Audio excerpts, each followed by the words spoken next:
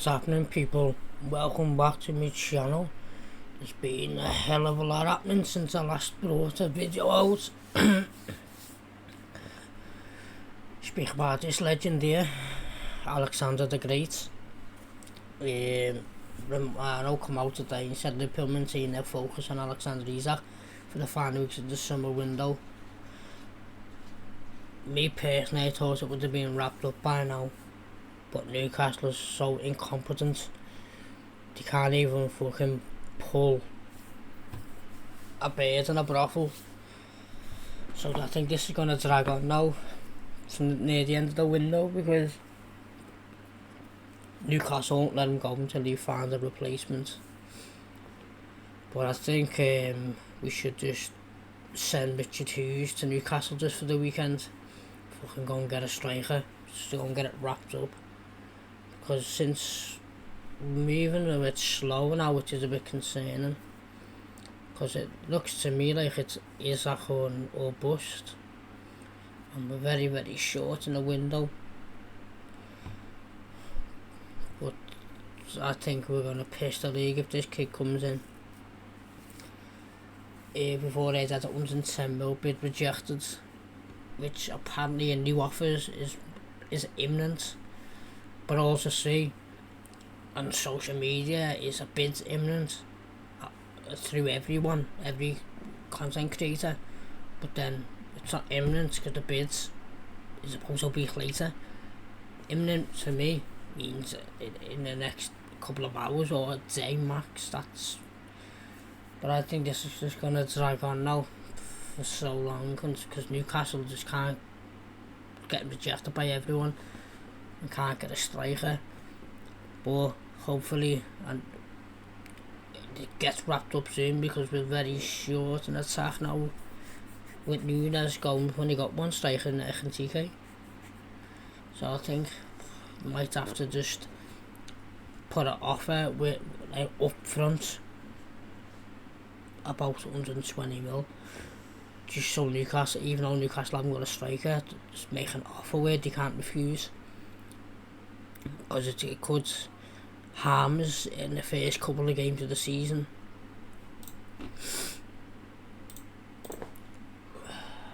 Moving on to the TK, I just want to speak in him for a moment, because I haven't been here to the video on him, sorry. But Liverpool signed TK for 69 million. When Newcastle thought, can you just get him? And this is the problem. If Newcastle would have said, let us have TK and we give you Isak on a cut price, they could have had a striker by now. But they thought they'd just mess with the big boys, and we're just going to take both off them, and they're left with no one. And Nicholas Jackson apparently, but this kid, I reckon he's going to be a decent little player. 69 million. I went to the game the other day and watched him live, and for how tall he is so quick, and his ball control for such a big fella is incredible. I was amazed when I went to watch him live the other day. I thought I was going to touch up on the TK. I think he's going to be a marvellous signing. Still only like 23, 69 million in today's market for someone with that profile and that potential. I think it's a shrewd bit of business by us there. And onto centre backs, same with the attack, we're very short in centre backs. Gomez, I just don't class him as a centre back. I just class him as a medical doctor, because that's where he is. Getting fucking sick there. I'd just release him on a free transfer, me. Just get him gone for the good. He's fucking injured once again. And Canate, I wouldn't say he's injured prone, or he kind of is, but last season he wasn't. Didn't really get injured. So we're after Leone or Gay, or as I say, I think we need both. Leone's only 18, Gay he's 24, international, Crystal Palace captain, bundles of experience. He's English and he's only got 1 year left in his contract. I'm surprised we haven't signed him. I thought that would have been wrapped up shortly after to me. But once again, it's just monitoring, and it's going to be the season. The season starts next week, but we've got the Community Shield on Sunday. We've got 2 centre backs. If you want a class ender, was our emergency one. We might need 1 or 2 centre backs, and the only one that I haven't seen him play, so I really can't comment. I've seen clips, I was watching clips and stuff, and he looks like a bit like Dean Oyson, that kind of potential. And I think the fee was around 30 mil, which it's worth the risk, because he's still only 18. 30 million today's market, even if he doesn't do well, we can keep the money back easy. Because in a couple of years, where he's Italian, I think, Inter, Napoli, Juve, and that, it's definitely buy him.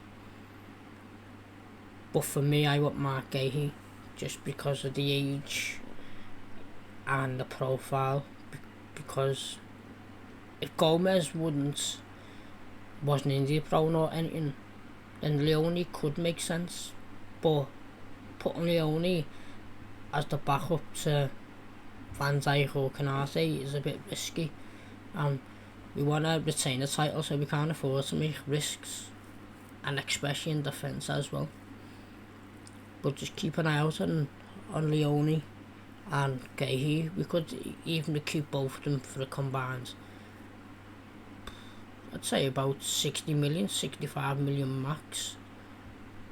Because I think we're just going to wait till the very, very end of the window with Gahey, because he's got a year left in his contract. But that's risky for me, because I don't want to see Endo playing centre back. I want an out established centre back. And when you want to retain titles, you can't be taking risks like that. We've already had fucking Fabinho and Henderson and all that. Them man play centre back, and it didn't work out well. I want to touch on Darwin as well. He's on his way now to Germany for some reason, I don't know why, for a medical. He's going to Al Hilal, 53 million euros, I think that's 46 million, but add-ons, but apparently the add-ons are easily achievable. But you know what, I'm glad to see him go. He needed to go for the best of his career.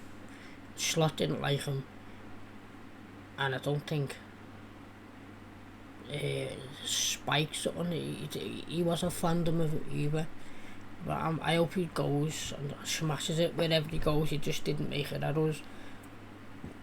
And when he scored it tonight, he got the loudest cheer in the whole of the ground. It was lovely to see. But Darwin, it's a pity it didn't work out, because he is off the ball, he's amazing, but he's just got no technical ability, and it would have been third choice, even could have or fourth choice, depends. If you want to do the weights and the false nine, it could have been fourth choice. But yeah, Darwin's off Oskies, so Al Hilal, I wish him the best. And there was a link last night. I was on a Footy Manager. I was just had a little quick browse, and that come up, and I was like, fucking hell. But then I put 2 and 2 together. It wouldn't be him and Isaac. I don't think we've got the funds to do that. And then I think it was Anfield Sector, I think it was, come out and said it's either one or the other. But then I was thinking, Isaac had a meeting yesterday with Eddie Howe, and is it his nephew or whatever, and then as soon as after he had the meeting, all of the Barry Barcola rumours was coming out. So I was thinking to myself, is that Isaac staying in? Because it was a bit weird the way he popped up as a link after Isaac's had his meeting. But I think it's just a backup if we don't get Isaac. So, but I'm really confident Isaac's done everything he can to push the move. It's just Newcastle are just holding them hostage, aren't they, as prisoners? They're getting a decent amount of fee for them and they're still not happy. But with Barcola, he would have been a fucking amazing signing. I would have brought the both of them in, but I'm not sure. I think PSG are looking at €100 million, which is about 87 million or something like that. I just don't think we'd have the funds to do it unless we get like 50 million on like maximum price for earlier. If Simicast moves out and a couple of the likes of Ben Oaks and Keyser just go out the door, but I'd keep an eye on this one because Liverpool surprised us in the window. No, it wouldn't surprise me if we get him and Isaac, but apparently these rumours today, Liverpool and Arsenal are trying to get Rodrigo on loan with an obligation to buy, which makes more sense, doesn't it? But if we had to pick out a Barcola or Rodrigo, I'd say probably Barcola. I like Barcola, and he can play left, right and through the middle. But yeah, people thought I'd bring a little video out for you. I haven't done one in about 3 weeks. Just been taking time to myself. But yeah, people, could you please like, share and comment, and I'll see you in the next one. Up the fucking Redman.